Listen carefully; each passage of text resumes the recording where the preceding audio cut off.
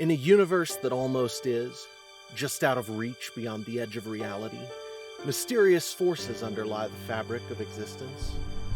Energematrice 6, the very energy of creation, serves as both the elixir of life and the arsenal of destruction for its human and not-so-human denizens.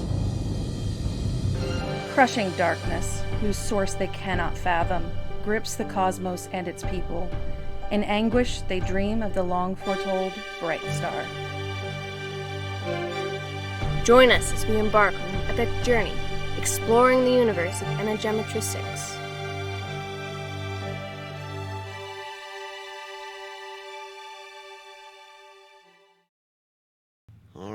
This is the Energematrice 6 podcast. We are on episode 21, and as usual, things are not going quite the way they're supposed to be going. My dashboard here tells me we are not live streaming, but Rumble is live streaming. YouTube is not, and I have no idea what's up with X, so, it's one of those days. And so I'm going to do our V for V ad, and then once that's done, we will dive in.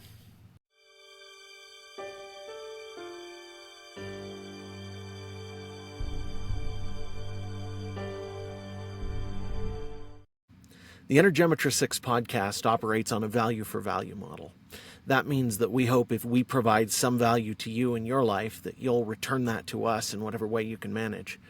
If you're interested, head over to e6universe.com and sign up for our email list to get our free ebooks, and hopefully buy a physical book or some merch while you're there.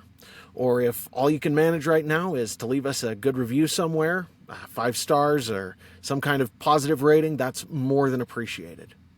Thank you.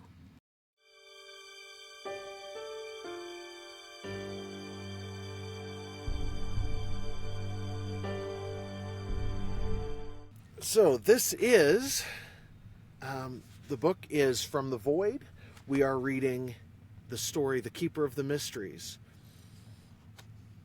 Between the mysterious disappearance of Paul Cassizia and the arrival of the bright star in the Aurora galaxy was the time of Terran Galton, the Keeper of the Mysteries.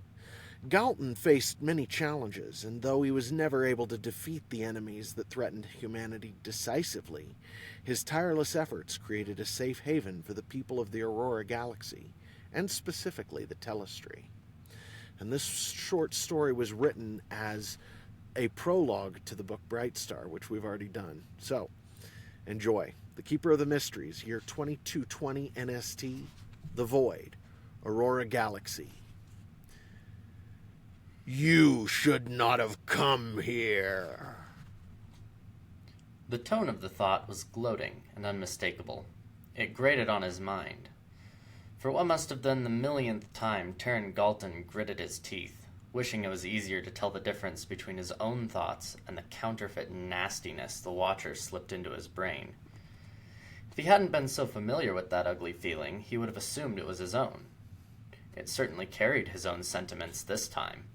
He shouldn't have come here. But he had. On the plot stretching across the entire forward wall of the bridge, the amber star representing the Telestry's vessel winked insultingly in front of them. They had only just crossed into the Watcher's territory, which in his own mind marked the edge of the abyss. Terran double-checked their coordinates. The malevolent presence's area of influence had expanded yet again. It calls to me. I will have it. Terran grimaced. At least it wasn't trying to fool him into thinking its voice was his own thoughts anymore. That concession had only taken what? Almost 1,000 years Earth time? He was grimly certain it was only because the malevolent entity had decided this open prodding was more effective. Terran felt oddly proud at the thought. He'd take any win he could get against this particular horror. At this particular moment, the Watcher wasn't his biggest problem. That honor belonged to the Telestry, the most bull-headed of the galaxy's human powers. Lord Keeper, they're still on course for the Cassizia's crystal. Are you certain you want to keep pace with them? I'm getting... Issachar had his face twisted into an an expression Terran would normally have called unbecoming in an officer, and his oldest living friend, who was also Malak's captain, turned his head almost reflexively to see if someone was staring at him from behind. Terran sighed. "Yes, Issachar, I feel the Watcher. I know we must look to the safety of the sigil, but John and Rachel are in that crystal. Paul Cassicia loved them. He would never forgive me if I allowed the telestry to harm them. Take heart. The Watcher cannot do anything to us unless we allow it to break us. Guard your thoughts." Issachar's face became an iron mask, and he nodded. "Of course, my lord." Terran could see the grim determination in his friend's expression, much as he tried to hide his emotions behind his Regalian stoicism. Issachar was a good man, the best he'd known since Paul Cassicia had disappeared. Every trip into the abyss was a risk Terran couldn't afford. Even now, he knew the Watcher was pressing on the thoughts of every single member of his crew, trying to worm itself into their minds, tempting them to do something terrible, driving them insane. He had given orders that no crewman was to be alone with their minds under assault. With distant curiosity, Terran wondered if the telestry crew even so much as felt the Watcher's gaze on the back of their necks, the way his own people did. He knew the telestry was doing the Watcher's own work for it. Whatever meddling they planned to try on the crystal this time was beyond him, but if there was even a chance they might succeed, he had no choice but to follow them. "My lord, we've received a hail from the telestry. It's the vessel Ocarist. It's Drake Loredan, my lord." Terran didn't allow his expression to change, but internally he cursed as the Watcher's gloating laugh boomed through the back of his mind. "Put him on, Issachar." "Here, my lord?" Terran laughed mirthlessly. "If he's calling me in the abyss, he knows we're not speaking privately." In response, Drake Loredan's dark, brooding visage appeared on the screen, replacing the master plot. For a long moment, Loredan didn't speak, obviously studying Terran. Then, Loredan's eyes narrowed. "What business have you here, Keeper of the Mysteries?" He was obviously putting on more of an act than he needed to, probably because Terran hadn't taken his comm privately. Terran had known Loredan for 400 Earth years, more than 150 years New Standard Time. Loredan was something of a showman, enough so that it was easy to forget how effective and operative he could be. He didn't bother with his act in front of Terran anymore, but with anyone else present, he couldn't seem to help himself. Terran frowned at Loredan. "The Cassicias are my charge, Telistic Loredan. I cannot allow them to come to harm." Loredan smiled almost convincingly, an affectation Terran knew had no purpose beyond provoking him. "Why, then, have you not freed them from their imprisonment?" On top of the irritation induced by the Watcher, the provocation worked. It was all Terran could do to keep his face smooth. "The time is coming, Loredan. I may not be able to free them, but Bright Star will. I am as nothing in his shadow." Loredan's sneer was somehow even worse than the smile had been. "Yes, your precious Bright Star. How long have you been waiting, Galton? 1,000 years?" He laughed, though Terran could tell there was no real mirth in Loredan either. The Abyss was the furthest thing in the galaxy from a joke, and they both knew it, however Loredan might play act. After a moment, Loredan continued. "Don't worry, Keeper. When the Bright Star appears, the telestry will do its part. You shall have your audience, even if we must stand to your defense.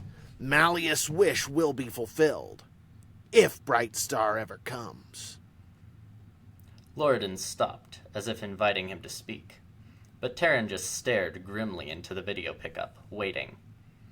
Loredan liked to talk, and he was the one who had initiated the call, after all. After another long pause, Loredan scowled. "If we should free the Cassisias, you will have your audience with them as well, even if the Bright Star is not present. Don't try my patience. This will be delicate. Terran ground his teeth. You know the prophecies, Loredan. The Cassizias must not be freed until the bright star comes. Prophecies are chancy, Keeper. Our reading of the texts is somewhat different. We will reach the crystal within the day, unless you wish to incur the wrath of the Telestry. Stand clear. The ancient pact between us stands. You must not interfere. With that, Loredan cut the connection. As the seconds passed in the aftermath of Loredan's words, Issachar made no comment. The rest of the half-dozen or so bridge crew was too well disciplined to speak without leave. For his part, Terran was seething, but again, he didn't show it.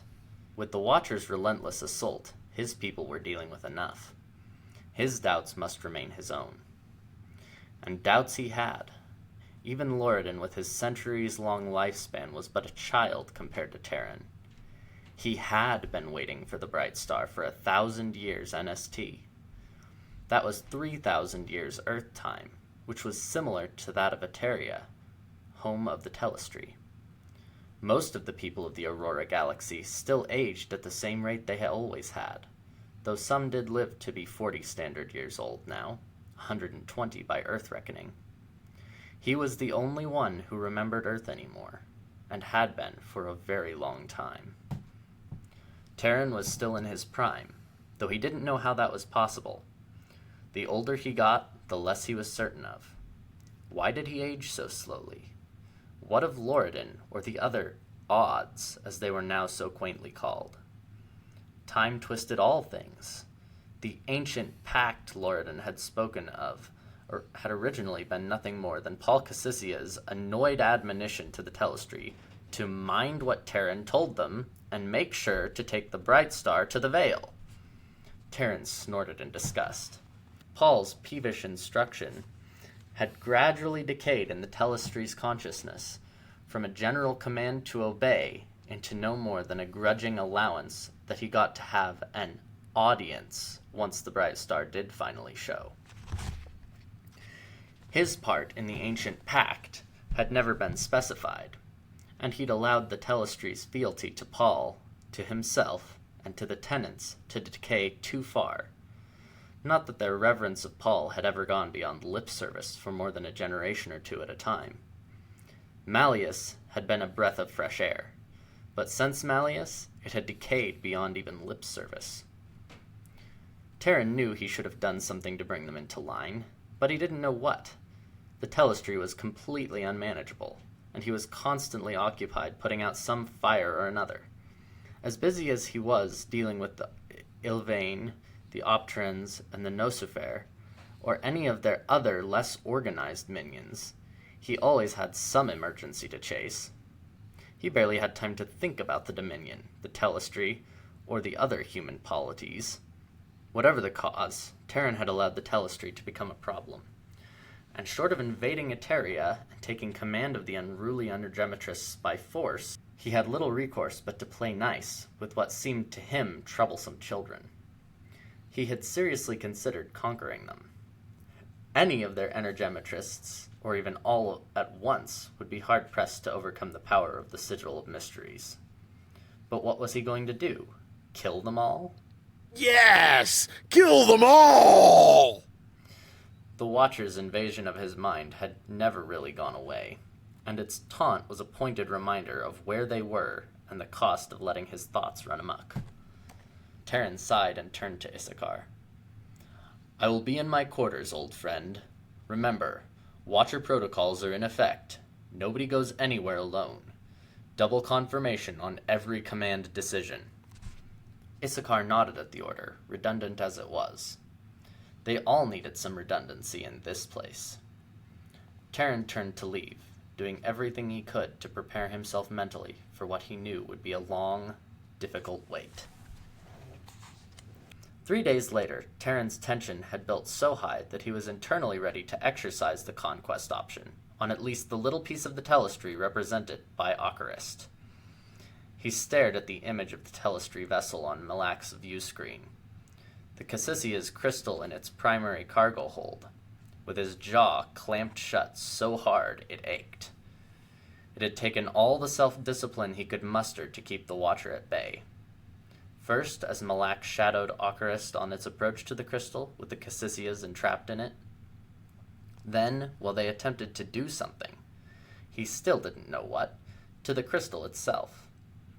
Malak's crew was showing the strain as well. Twice already, crew members had tried to harm themselves, and the Watcher's malevolent presence was still intensifying.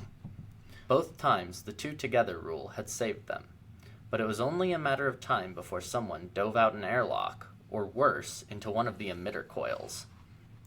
Issachar's determination also seemed only to have increased, and Terran was glad he wouldn't have to worry about his friend this time. The last time they had been in the abyss.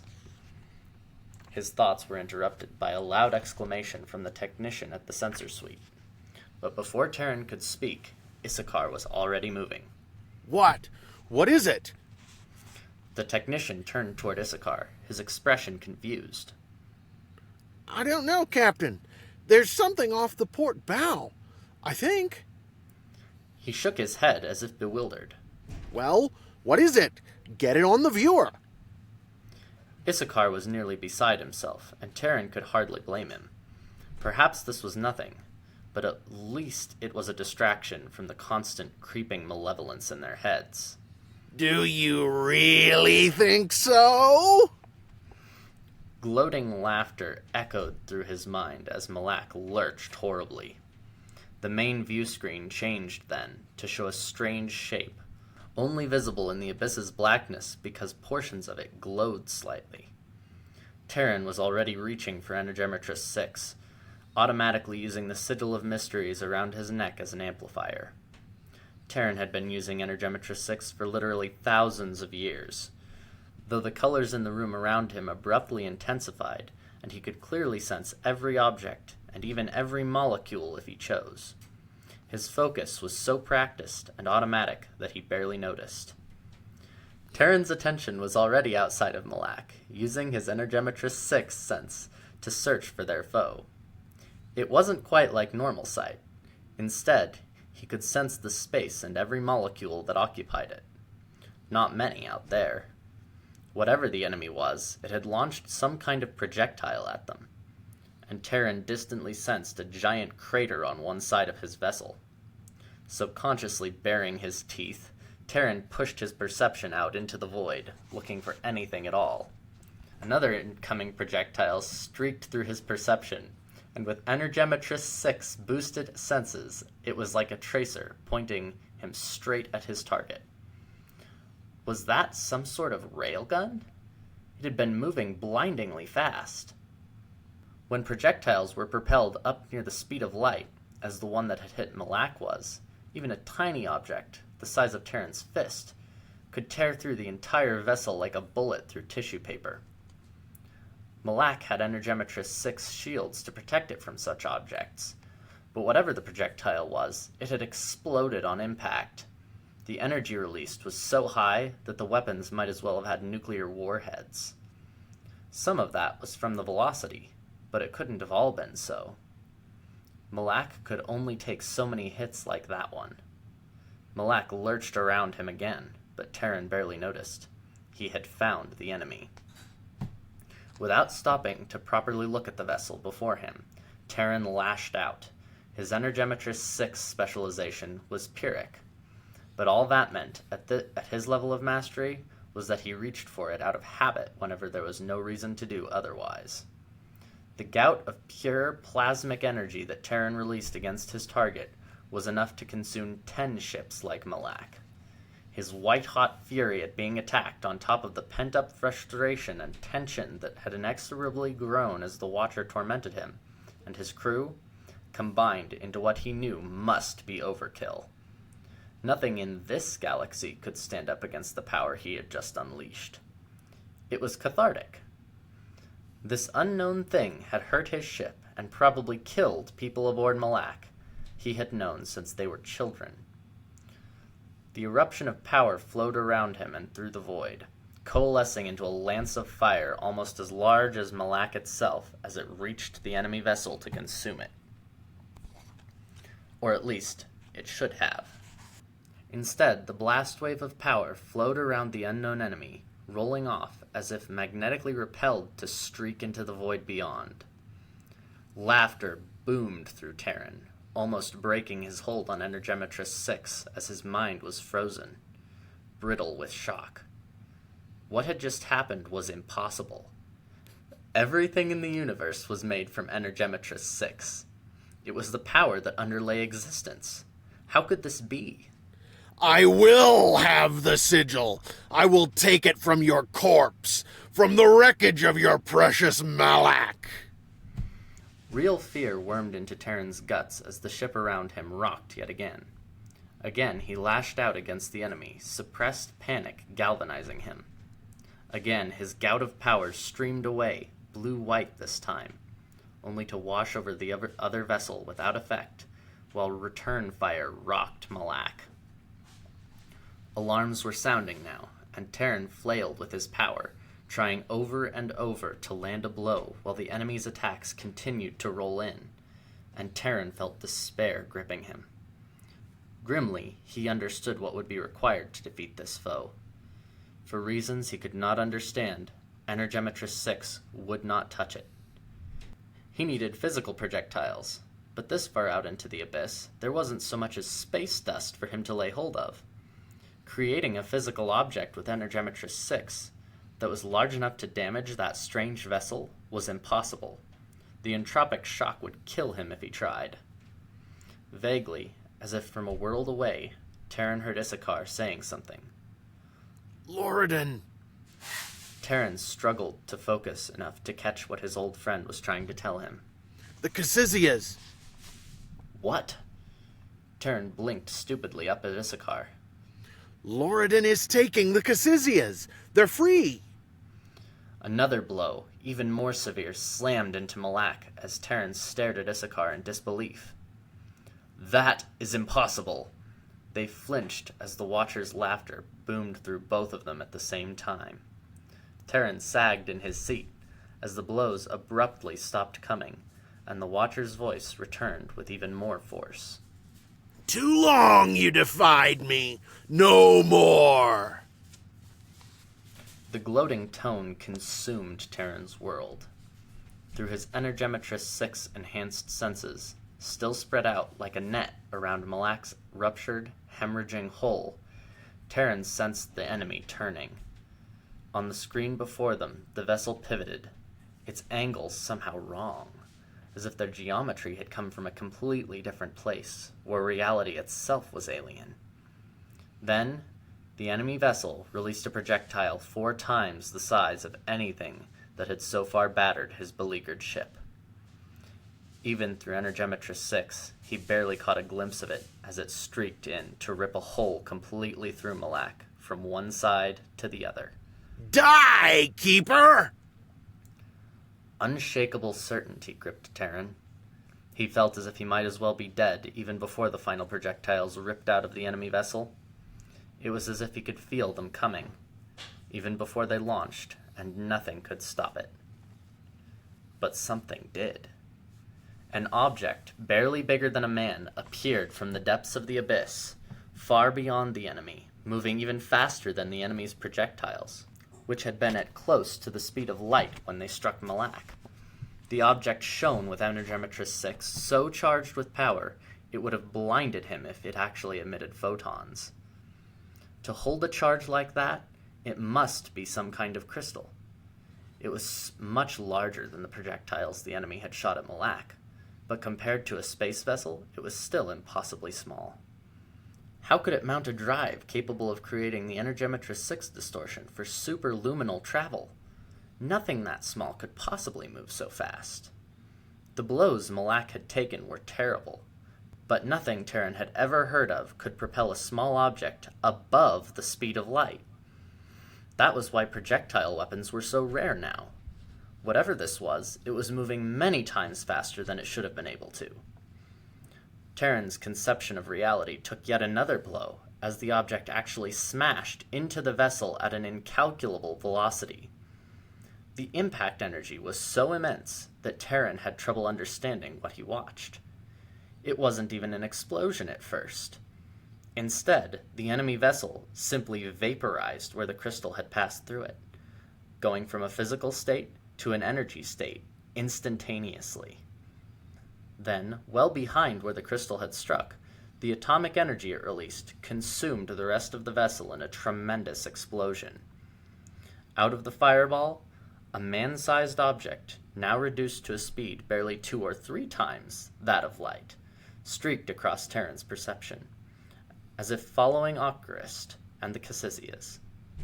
The screen in front of Terran was only just registering the enemy's destruction as the little crystal disappeared out of Terran's perception once more. The Watcher's howl of inarticulate rage was awful, but the pressure it had been holding against Terran's mind suddenly, finally, slackened as its champion was destroyed. Issachar grunted. Took you long enough. Terran simply stared at him, his mind reeling. Then understanding bloomed fully within him, and he laughed, true mirth and joy rolling freely out of him for the first time he could remember. Terran clapped Issachar on the shoulder. "That was not me. In fact," he grinned, "that was the bright star. Follow that crystal." Awesome. Nice job, Luke. Thanks, I'm used to you narrating, so I kept... I know. Well, it's sort of funny. It's the narrating thing. It'll actually stop you if you're not careful. You'll get ahead of yourself or whatever. But you did a really good job. Your intonation and everything, it was great. I really enjoyed listening. Thank you for doing it for me. And thank you everybody else for being here. I really appreciate it. Real quick before we go, starting next week, I am going to need a reader for Tom Neelian, the boy from the darkness. So if you know somebody, if you think you might be interested, whatever the case may be, I need somebody else to help narrate for me. Let me know. Get a hold of me. Jared@e6universe.com. Thanks for being here, everybody, and we'll catch you next time.